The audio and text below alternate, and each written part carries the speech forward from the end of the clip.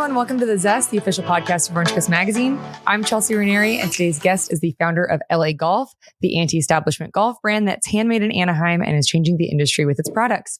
He's also the co-founder of Marucci Sports, which disrupted baseball with its innovative bat. Not only is he a successful entrepreneur, but he has also held positions in the White House. Thank you so much for being here today, Reed Dickens. Thanks for having me.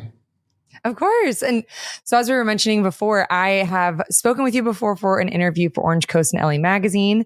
And I was just so inspired by your story and I had to get you on the podcast. So I've been very excited to get to dive a little bit deeper with you. Let's go. Excited to be here.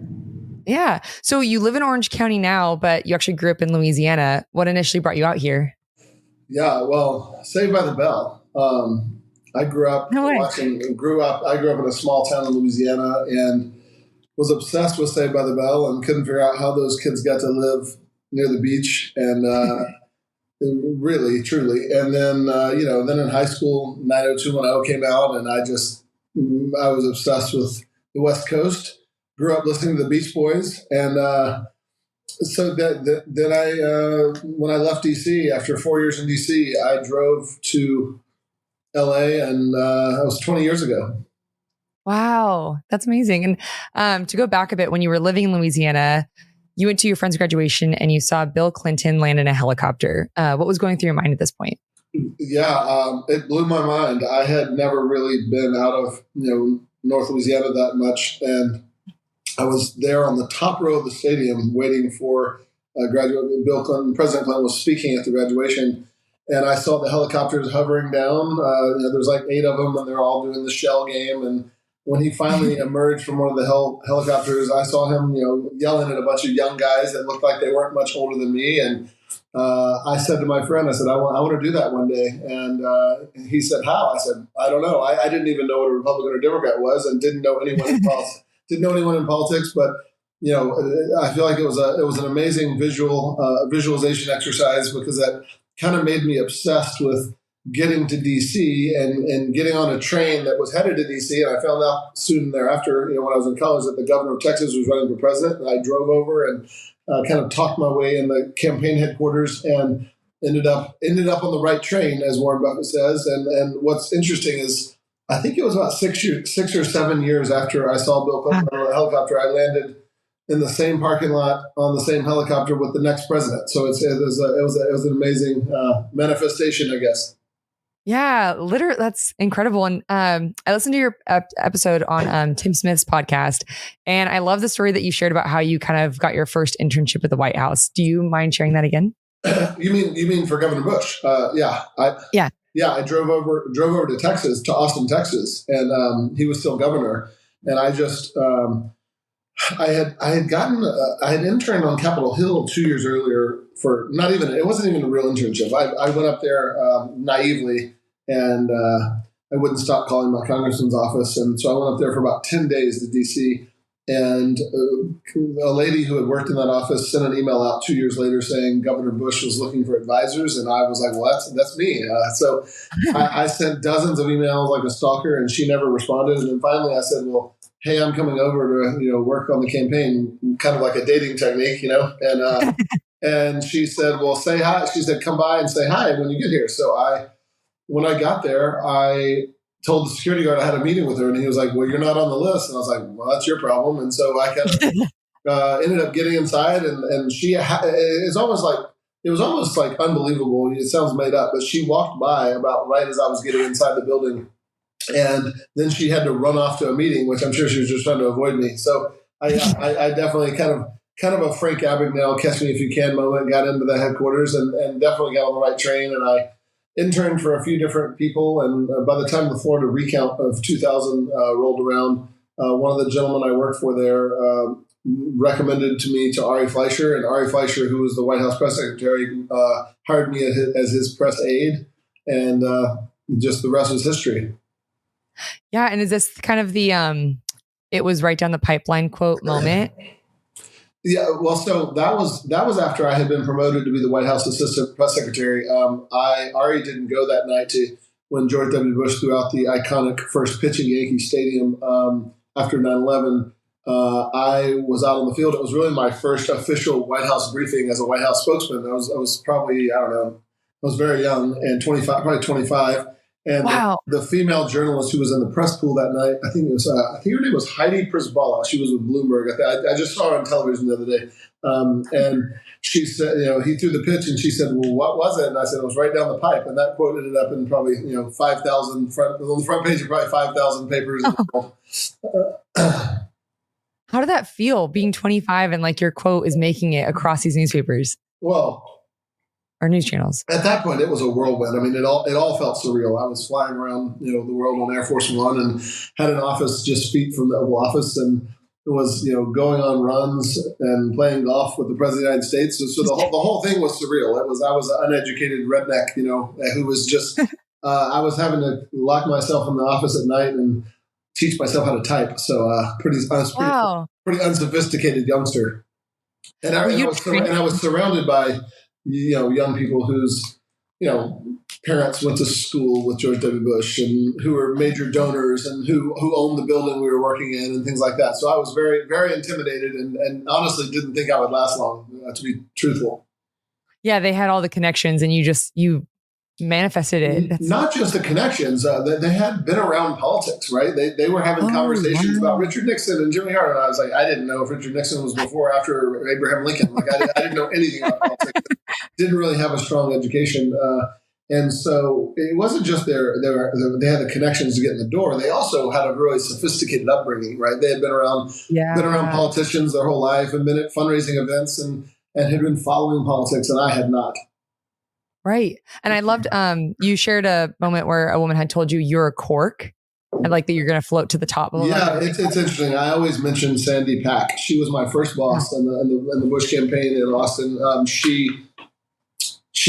I went in and she said, "Who are you?" And I said, I kind of got this cold chill, like I was going to be exposed because I really had kind of talked my way in the building. And I explained to her that I didn't know anyone and had no connections, but I just wanted a job. And they had a hiring freeze at the time. And so she said, "Yeah, I'll be right back." So she left me sitting in her office, and I didn't know she was going to come back with security. I wasn't sure. So she came back and she said, told me that I had a job in accounting. And she said, "I assume you've had accounting classes?" I said, "Nope."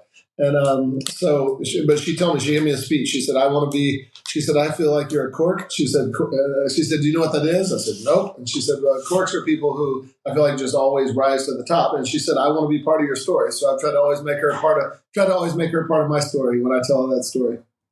Wow. What do you think it was that she saw in you? Because clearly, I mean, she was completely right, but. Listen, I was just a younger version of the fast-talking salesman I am now. So who knows? But I've always been grateful she took a gamble on me. Yeah.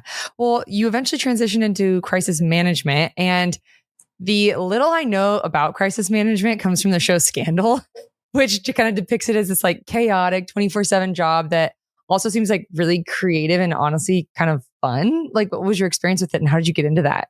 Yeah. So keep in mind, it was such a different world. And I feel like I sound like my own grandparents when I say this, but that was pre-social media, right? So it was really about calling the news, having the connections, the relationships for the producer of World News Tonight or the Today Show or whoever, and cutting a deal and being like, "Hey, you're going to ruin this guy's life if you're on the story. I've got a better story for you." There was a lot of deal cutting and negotiating and favor trading, right? Whereas now you're just playing whack-a-mole once something goes viral, right? I was really doing more like Ray Donovan work where I was really trying to kind of cutting deals and negotiating deals to keep things out of the store. Like I charged people a ton of money at the time. Looking back, I would never pay someone what I was charging people. It was absurd. But I charged people a ton of money to keep their scandal out of the news and to squash it and make sure it didn't become. So it wasn't really a PR crisis management as much as it was like a fixer job. But it was really exciting. I had a lot of 1 a.m. meetings with iconic A-list singers and celebrities and billionaires, and I handled things that were incredibly vulnerable to their life that at the time sometimes their agents or wives didn't even know about. And so I formed lifelong relationships with some really important people, but it wasn't a stable job. What I learned, I think that looking back, it took me about 20 years to realize this, maybe 15 years, that the biggest lesson, the reason why it wasn't a great business was because you really are a bill collector. So if you're good at what you do in crisis management and you make it look easy, well, then it almost inherently devalues what you just did, right? So they'll come to you because they think they're about to get indicted or exposed publicly for sexual harassment or this or that. Something's about to happen in their life that could make their whole house of cards fall down, right? So that they make their whole life crumble. And some reporter's about to write a hit piece or something, right? And I would say, okay, I'll charge you whatever, a large 6-figure amount of money. And they would say, okay, I'll do it. I would then sometimes take care of the problem in 48 hours. And then all of a sudden they move on with their life. They're thrilled. But then their business manager and their financial manager are like, what? $150,000 for what? You made a phone call. And I'm like, well, 3 days ago, this was going to ruin his life, right? So really, I became a bill collector, and it was miserable. So that's the ugly underbelly of solving people's problems. Is once you solve it, they're not really gratitude people. Everyone's grateful, but not with their cash, right? Right. I would never have known that. That's so interesting. But it also kind of seems like your like sales tactics kind of continue, like how you said you had just had that sales personality. Like you have to get these people to not run the story. Like you have to convince them. It just seems challenging. I mean, it was really just a continuation of what I had done in DC. Like I the first 3 or 4 years I was in the White House, or 3 years I was in the White House, I wasn't on camera until the 4th year for the re-election campaign. The first 3 years, I was just negotiating and spinning White House press corps, journalists 12 hours a day to keep, if I got one little factoid or one little quote or one little thing taken out of a story, that was a huge win that would shape the story, but nobody would ever know. It was like being a CIA officer, right? Like you don't get lemonade and cookies and no one ever thanks you, but you're just constantly trying to shape the narrative and shape the story, or defang the story a little bit, or take the cynical bite off the story. And I was pretty good at it, not just because I was a salesman personality, but because I was around the president a lot, and a lot of my senior level bosses were not around the president a lot. So I could get off the record with the reporter and say, hey, I was in the meeting, I was in that room, and I was very careful to try to never leak information. When you're young, it's really hard it's really easy to fall into the trap of talking about something you shouldn't talk about just to make yourself sound cool, right? You're a 25-year-old boy, which is like a chimp, and so it's a tough balance. And I think I only got myself in trouble 1 or 2 times, but for the most part, I really did have the president's interest, best interest. Not for the most part, all the time I had the president's interest in mind. I think there was one or two times I said too much, and some story would leak, and you get in trouble. But for the most part, I really tried to just say, hey, I was in that meeting, and that's the way you're reporting it isn't how it happened. I was there. And so that carried a lot of weight. Wow. I feel like I would have a full panic attack if I shared too much and it went on the news. Oh, I did. I did have a full. In fact, one funny story, George W. Bush, I got called in the Oval Office one morning, and a reporter had this happened a few times, where a reporter kind of conned me and tricked me into thinking they had another source and knew more than they did, and I would confirm it, not intentionally, but I was like, yeah, that's true. We're going to Ohio to name that bridge after whoever the hell. And 5 minutes later, they're running, after they had been in my office, running out to the South Lawn to report live, whatever I just told them or confirmed. And one morning, President Bush said, I walked in there and he said, Reed, he said, the president likes to make his own news. Oh, that's all he said. And I was like, okay. I was like, I was totally busted and totally knew I was in the wrong, and there was nothing to say. So there was definitely times where I almost had, anxiety attacks. Yeah. How unethical of that reporter though. Oh, that's a common tactic. It happens all the time. Yeah. They say, my sources are telling me X, Y, Z. And I'm like, no, they're not. And I fell for it a few times. So how did you go from crisis management in the White House to Marucci Sports? Yeah. So like most things in my career, it has been just reactionary and opportunistically. I think a lot of, there's a lot of hindsight revisionism when people tell their story and make it all sound, strategic and seamless, but it's really just very reactionary. My little brother was the personal aide to the governor of Louisiana at the time. And my co-founder, who's still the CEO of Marucci, he went in to meet with the governor and said he had this special wood that was harder than Louisville Sluggers, and they were trying to start a company, and a bunch of big leaguers were testing it and using it on television. But he didn't really have the ability to, they weren't experienced with raising capital. That's what it boiled down to. Oh. And I wasn't either, but I convinced them I was. And I went to Baton Rouge and met with him, and we whiteboarded for a few hours. And, I agreed I would, go raise all the capital if I got to be the CEO. And we took off running. Dang. And so what was it? So the wood was harder than the Louisville Slugger, but was there other aspects to it that made it better too? Of course, yeah. There's lots of nuance, but nobody cares about nuance, right? That was the main story. We had our teenage boys and dads were our audience, and that was the message that resonated. Our wood was harder than yours, right?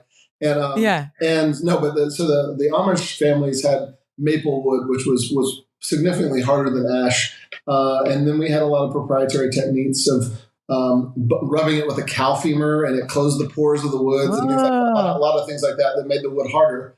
And then I think what really made us unique is my co-founder had a former major league player and had lots of relationships in the big leagues. And so we were able to raise money from a few dozen major league players, and then they would make videos for us. And so we kind of parlayed that credibility and proximity of having those big leaguers as partners, as opposed to paying endorsements. We never paid a player. And they were the biggest stars in the world, and they were partners. And so we would make videos, when we launched our aluminum bats and when we launched other product lines, we'd make videos making fun of all of our competitors. And I was always a very provocative marketeur, just partly out of personality, but also that was partly my personality, but also I really philosophically believed you got more bang for your buck because we didn't have a lot of dollars. We didn't have any marketing dollars. So you kind of, you have to stir the pot a little bit. And, you have to take, listen, with LA Golf, I still to this day believe you take whoever's the largest, most powerful incumbent and punch them in the face every day. And they ignore you at first, and they roll their eyes, and everybody cringes and thinks you're being cocky. But eventually that message penetrates. Yeah. Especially with young people, right? If young high school age boys, if all they hear for 5 years is that Louisville Sluggers wood is soft, eventually that resonates. Same thing with golf. We tell people every day Scotty Cameron has a tiny sweet spot because he does. And so that's one thing I learned in the White House is never get message fatigue, Yeah, just keep saying the same thing. So how long did it take for that bat to take off? So from the time we started Marucci Sports, USA Today ran a story about 5 years later saying Marucci was the new king of swing. So they had been the number one for 118 years, I think. And we passed them about 5 years in. That was probably 10 years ago. And then now my co-founder, Kurt Ainsworth, told me the other day, Marucci just became the official bat of Major League Baseball. First time anyone has been ever in the history of Major League Baseball other than the Louisville Slugger. So, wow, congratulations. Yeah, I think it's fun. I'm really proud of him. Yeah, that's incredible. So what was the playbook? We had mentioned this in the article, the playbook that you used to make Marucci Sports as successful as it is. Well, it's like most things, like I said earlier, you don't want to oversimplify it and make it sound like it was all strategic because there's such a confluence of Malcolm Gladwellian type events, right? That in hindsight seem more neat and tidy than they are. At the end of the day, I think when I look back, the ugly, messy truth is that we had a good product, right? We had a differentiated product. We had on the metal bat side, we had an anti-vibration technology, and we had harder wood. So now when I teach young entrepreneurs, I always say there's 7 elements of business, right? You have to have the right mindset, the right product, the right people, the right capital structure, the right business model, the right market dynamic, and you have to have momentum. And momentum is the most important and the least understood, right? And so we had all 7 elements, although on the people side, we didn't have it. I would say we were pretty inexperienced. So but we had the right product, and because of our partners, the big leaguers, we were able to raise capital easier. It was the 08-09 financial meltdown, but yet we still raised $10 or $15 million in the middle of the economic meltdown with a PowerPoint and a bat. Right? We didn't have any revenue or anything. So it was good timing. We had a lot of credibility because of the big leaguers using our product on TV. We had a good product. Right. We had enough capital, and the market dynamic, the rules were changing in baseball, and they deadened the metal bats to make everybody kind of on even ground. And that gave us an advantage because we had a great marketing story with our big league partners. And then all the companies like Easton that had an engineering advantage really lost their advantage because of the regulations. And so when those new regulations came down, that's the part that's what I would call market dynamic. And And that's the part you can't really plan for. And so there was some fortunate timing and good product, and then a lot of grit and hustle for us. We were a bunch of young guys who we were hungry, Yeah. How old were you at that time? 31, 32. What? Oh, yeah. Yeah. Wow. That's crazy. I'm 32 and I can't even imagine doing something like that. Well, listen, I mean, we moved to Baton Rouge with my second child was like 6 weeks old, and we had zero. We put the only money we had into the business. We had $0 in our bank account, no savings. So we kind of went all in, and that's kind of what you have to do as a young entrepreneur, right? They always say that successful entrepreneurs are people who can walk on a tightrope and not look down, right? Oh, I love that. That's cool. Yeah. I've never thought of that before. And you have to have a partner or a wife that's willing to accept that risk appetite, right? Okay. Occasionally, her debit card wouldn't work at the grocery store, and you have to have a spouse who's on board with that risk appetite. Yeah, that I can't imagine the stress that you guys must have been feeling with no $0 in the bank account. Oh yeah, that's hard. Yeah. So you acquired Matrix. My favorite quote. Sorry, I have hundreds of favorite. No, you're good. You're good. My favorite quote in the world, I think I say all the time, is Dave Chappelle's line. Was that he says, "I have what's called expensive knowledge. It's knowledge from a journey I wouldn't wish on anyone." Interesting. Well, how does that? Can you elaborate on what that means for you? Well, I would never want my kid, or I would never advise someone to go down the path I went down. In terms of just all risk and lots of stress. I mean, being an entrepreneur is only glamorous if you succeed, right? It's like that. My favorite T-shirt. My favorite T-shirt with George Washington says, "It's only treason if you lose," right? And entrepreneurialism is only sexy if you win, right? And so if you don't, I mean, you're left with nothing. And we had 3 eviction notices on our door the day my first son was born, and stayed in that position. There's just no cash flow, and you're really trying to create value and build something that eventually someone will recognize value. But it's a long journey. So that's why I love that Dave Chappelle quote. What's your mindset when you're going through that? To keep continuing on when you have 3 eviction notices, no money, and hoping this works. I think honestly that I said earlier, the 7th element of business, and this is my own view of business, is momentum. It takes so much psychological energy and inertia to create or manufacture, or sometimes maintain momentum, right? Sometimes you have to create momentum when there's none. And that's kind of the rainmaker magician part of being an entrepreneur. And sometimes an outside event will happen, like for LA Golf. Bryson DeChambeau won the U.S. Open, and you have to maintain and nurture the momentum. But it's really all about momentum. And when you're young and have no money and young kids, I think that the fuel, I guess, that drives you to create and maintain momentum is conviction, right? I've always been highly convicted. President Bush used to say about me, I was often wrong, but never in doubt. I was highly, highly convicted that what we were doing was worthy of the risk and the effort, that we had the best product and that we were going to build the best brand. And I always believed we were going to destroy Louisville Slugger. And my partners pulled me aside out of a meeting one day and said, "You've got to stop saying that. We're never going to be the number 1 bat in baseball. Louisville Slugger has a monopoly. They've got employees in Major League Baseball's offices. You got to stop telling people we're going to be the number 1 in baseball." But I truly believe that. And I think there's an element of delusion, right, to entrepreneurs. You have to be a little delusional. And I believe that. And so I think conviction, right? I always had conviction. And to this day, there's a lot of, you could make a list of 100 reasons why LA Golf might not work or might fail.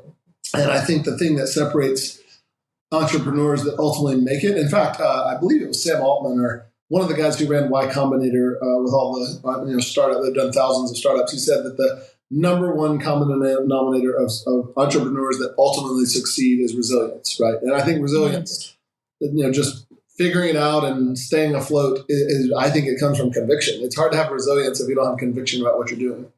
Yeah, that's so true. That's really very inspiring. Okay, so you acquired Matrix in 2018 from bankruptcy, and they were the only American-made golf shaft company at the time. How did this purchase come about? A gentleman called me and said, "Hey, there's a factory in Anaheim close to where you live that has the same type of equipment and materials that you used in baseball." And my initial response was, I do not want to be in manufacturing. I want I had actually purchased the name LA Golf to try to acquire Foresight, which was a technology company. And I always like to mention on camera what assholes they were. They backed out at closing and cost me a lot of money. And I was licking my wounds and had spent all my savings basically. And so I was looking to go down the technology path, but I also knew one of my early investors said to me, "Hey, why don't you just recreate Marucci in golf?" And it was to say it wasn't just a light bulb; it was more like an brain explosion. And so I knew two things. One, this is going to be a long, hard path. I can't believe I'm doing this again. But I also knew I have a playbook and I know it's going to work. And honestly, that's what's gotten me through these last 4 or 5 years. We didn't really launch LA Golf till 2020. And of course, I launched Marucci during the heart of the financial meltdown and launched LA Golf during COVID. So I have a knack for pandemics and national crisis. But I have a knack for starting companies in the worst possible fundraising environments. But yeah, I kind of from 2021, when we actually got to market till now, year 4, really what always kind of has driven me is I know my favorite analogy is the Oregon Trail, right? I don't know if you watched the show 1883, but the guy who was leading everyone to the Oregon Trail, he's like, I've been there 8 times and you're going to do it my way. It's going to be slow and painful and people are going to die and fall off, but we're going to get there, right? And so I kind of feel like when we started LA Golf, I knew it would be hard and messy because I've done this before, but I also know we're going to get to Oregon. Yeah. And can you, for people who aren't familiar with LA Golf, can you kind of talk about what makes those products superior and kind of what products you have? Yeah, so I think that the playbook that we've deployed in golf that's similar to what we did in baseball is we don't put our name on any product that doesn't have a real technology story, right? So we don't put our name on any product that doesn't have a differentiated performance-enhancing technology or material science, some sort of different type of material. And then number 2 is we have real partnerships with players, right? We don't pay endorsement deals. I think that's a terrible investment. I also think it's stupid for the players as well because they pay 50% ordinary income tax and they're not really economically aligned with the company when you do endorsements. So Bryson DeChambeau and Dustin Johnson invested heavily in the company early on. They were the founding partners, player partners. And so number 1, partner with players in a real way, in an economically aligned way. Number 2, we don't put our name on anything unless it has a real technology story. And number 3, I think you have to have, we use really provocative marketing. We try not to have a party or have a product that's not sexy and provocative. And I think that matters, right? It makes sometimes people will forward an ad, a screenshot of someone trolling or criticizing an ad of ours. And I said, well, have you ever heard them talk about, Fujikura? No. And it's like, that's my favorite quote from the movie, The Social Network, when he says, I've heard a lot of bad things about you. And Sean Parker responds, oh, well, you know what I've heard about you? Nothing, And so I think, we try to be provocative in our marketing and, our campaign, the first year we did shafts, the second year we did putters, last year we did balls, and we have one message to the marketplace every year, one message. And our message last year was we have balls. And that was kind of like a rally. It was like a rallying cry and a strategic message, which is a lot of people think we're a shaft company and now we have balls, right? So we try to always be very playful and provocative. Yeah. So what materials do you guys use to make your products? Remember you said something when I interviewed you last, the putter has a large sweet spot. Yeah. So we made the first putter ever out of carbon. So carbon is 5 times less dense than steel. Every putter ever made is made out of every putter in the last 40 years at least is made out of steel. And I always ask people, do you know why every putter ever made is made out of solid steel with a flat face? And not even a lot of tour players know the answer. The answer is no fucking reason. And so there's no reason golf just doesn't evolve or golf hasn't, material sciences have advanced exponentially and golf hasn't. The big golf brands are complacent and lazy and they use their R&D budget kind of like a government agency that everybody spends all their money so they get their money back the next year, make sure they have the same budget the next year. They don't really innovate. And so we made the first putter out of carbon and that creates a lot larger area of forgiveness on the face of the putter. And so our only message 2 years ago for the last couple of years was that, Scotty Cameron has a tiny sweet spot and we'll continue to make sure young people know that. Yeah. What makes the balls different? So our ball is a 4-piece ball. Most balls on the market are 2 layers or 2 or 3 pieces. Ours has a 4th layer. And most balls on the market, I think every ball on the market, stops spinning at apex and dives to the ground. Our ball spins through the apex. So it gives you more It gives you better control and more distance, but it doesn't breach the ball exit speed off the face. So they regulate how fast the ball exits the club face. That's where the regulations are. And so we're able to get more carry out of the golf ball without breaching those ball exit speed limits. Whoa. It's so scientific. How did you guys find that out? I just sat with my pencil and paper. No, I'm kidding. We have great engineers. We have Jeff Myers, one of the best engineers in the industry. He's worked all over the industry for the last 40 years. And Bryson DeChambeau comes up with a lot of the big ideas, and Jeff is the engineer that kind of vets it and executes it. And so Bryson and Jeff are a great team. They came up with the idea for us to acquire the descending loft putter face, for us to have the anti-vibration shaft, the 4-layer ball, and then also, we just announced our driver this week, and the driver is going to be extremely disruptive to the market. It's the first driver ever made with the shaft matches the head and the face of the driver matches your swing. Everybody makes a one-size-fits-all. The face of the driver has a certain bulge, and Callaway, TaylorMade, Titleist, Ping, Cobra, their driver faces, they offer different lofts, but the bulge is the same for every swing speed. So probably 90% of golfers don't get the technology benefit that they're advertising, which I think is like consumer fraud, right? And so we're coming out with a driver that really matches your swing speed. And so that was Bryson's idea. So he's been an amazing partner. He's very technical and does a lot of his own designs. And so he's been a great partner. How did you partner with him originally? He was about to go on what he called a speed journey, where he gained a bunch of weight and increased his ball speed. And he actually came to us and said, I want to design my own shaft. And I had a lot of experience partnering with players in baseball, and I love the idea. And so at most of the larger companies, they get the players' input after they've designed a product and they're tinkering with the product, and they kind of they pretend the players are involved with R&D, but they're really using them for social media footage and marketing, right? And so we actually let Bryson take the lead on designing our shafts and take the lead on designing our driver. He was almost co-running R&D with Jeff Meyer, our engineer. So he wasn't just involved, he was leading. That's a fundamental difference of how we work versus other major brands.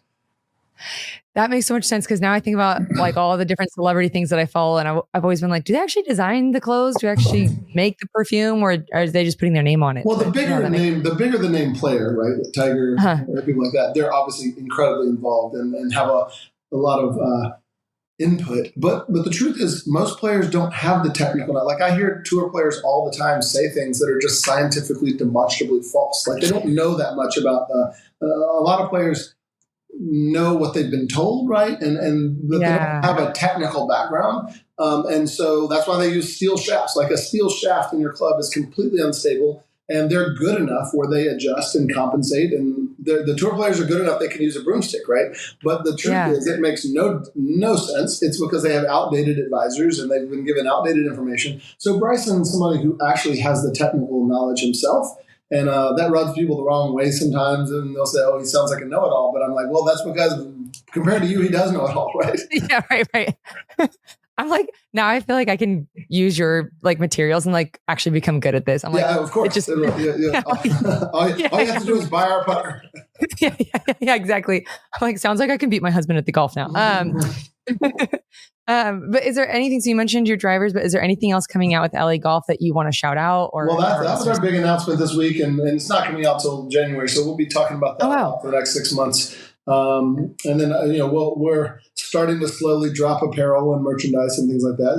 We're ultimately we're trying to build a global brand, right? Whereas I think I tell people this all the time because it's true, even though a lot of things I say sound provocative, but they happen to also be true, right? Which is that TaylorMade and Callaway spend a few $100 million a year on marketing and don't have a brand, right? You're not going to ever meet someone at a party wearing a Callaway shirt unless someone paid them to wear it, right? And so we have people, my brother ran into someone at a party in Santa Monica the other night, 3 or 4 people that had LA Golf hoodies or hats on. And he said, "Oh, do you play golf?" And they said, "No." Well, that's evidence that we're building a real brand, right? And that's the ultimate goal. We don't want to just be an equipment company. We want to have performance-enhancing, technologically advanced equipment, but we want to build a brand that has social currency.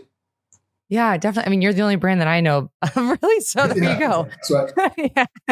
Well, we're coming to the end of our time, but before I let you go, I have 3 final questions for you that we call the thoughtful 3. So what advice would you tell someone whose dreams feel just out of reach? no idea is ever fully formed when you start, right? Mark Zuckerberg said this the other day in a speech, and I've always said similar things, but he said it better than I did. You look at all these other entrepreneurs and all these other founders, and you think, oh, they had a big idea. I don't have any big ideas. The truth is, most people didn't have a big idea when they started. Like they had a general idea or concept or maybe just an idea for our very first step, right? And the Instagram founders will tell you their first product sucked, right? It was like 70% ready for market, right? but they just took the leap, right? So I think when people feel like that they haven't fulfilled their dreams or they haven't done what they thought they were going to do, I would say get started, right? There's only and I love the word inertia, right? The object in rest stays at rest, and an object in motion stays in motion, right? You gotta get moving and start heading down a path, and that path may twist and turn and wind and weave many times, but it won't ever, you won't ever get there sitting there talking about it. Right. And then is there a quote that you live by? You've mentioned so many incredible quotes, but is there one that you live by that you feel like would be inspiring to share? It's hard to pick one. I have 10 that I read every morning. They're kind of my favorite quotes that I've kind of morphed into my morning mantras, right? So in the mornings I do my meditations and my I kind of do my gratitudes and meditations and visualizations and incantations and like a full-blown Tony Robbins morning, right? Takes like 20 minutes, but it really does.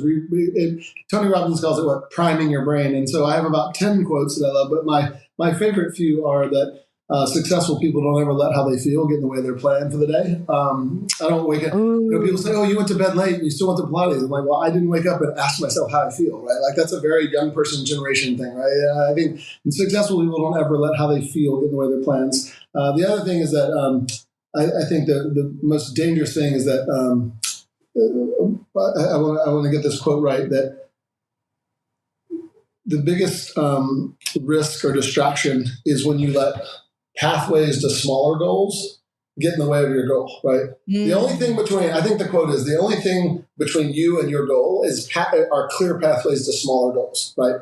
We tend to always take off-ramps to easier, smaller goals. And that's really the biggest risk to your big goal. Yeah. Wow. And then lastly, if you could leave listeners with one thing that they walk away from this podcast listening to, what would it be? To find a way to create value, right? In your family, in society, in an industry. I feel like the world, especially on social media, I always say this, the world's full of makers and takers, creators and consumers, and you got to choose which one you're going to be, right? No one who's building or creating anything has time to troll someone on Instagram, right? No one who's building or creating something has time to be a critic, right? I think critics are the lowest form of life, right above child molesters and terrorists, right? And so I think that's my one message I would say to anybody is find a way to create value, whether it's in your home, your church, your business, an industry. Create value for other people. It's a gratifying feeling. Yeah, well, I love that so much. Thank you so much for doing this. I had such a great time getting to talk with you. I enjoyed it. We'll do it again sometime. Yeah.